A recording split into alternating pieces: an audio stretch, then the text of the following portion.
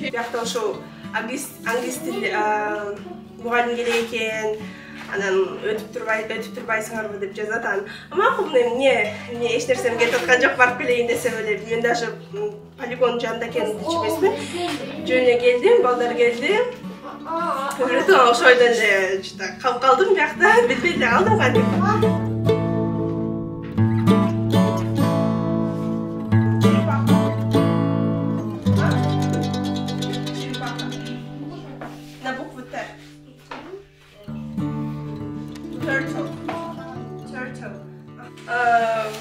Жумуш деп эсептебейм, және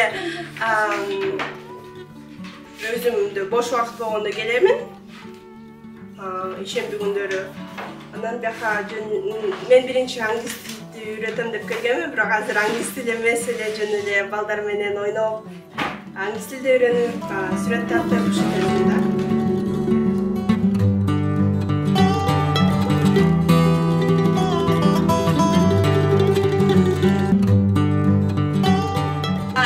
Там родителям, чоңдар келишет, анан болсо, эмне биякта эмне деп сурашат да, андан кийин болсо, ушинтип англисче десем, англисче үйрөнөт, бияка балдар ойношот десем, сразу эле канча дейт да, канча сом делишет, болсо бекер десе аябагандай, бекер мында балдарымды жөнөтөйүн деп.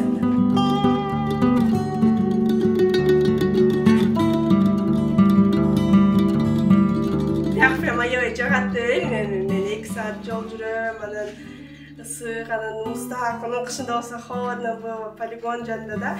Бирок ушул балдарга бир нерсени берип аткан балдар менен жүргөндө ушунчалык мындай маанайың көтөрүлүп жүрөт да. Анан мага өзүнчө эле жагат балдар менен. Ошо азыр болсо өзүмдүн жашоомдо ушул балдарсыз даже көрө албай атам да. В ближайшее будущее вообще не могу представить без них.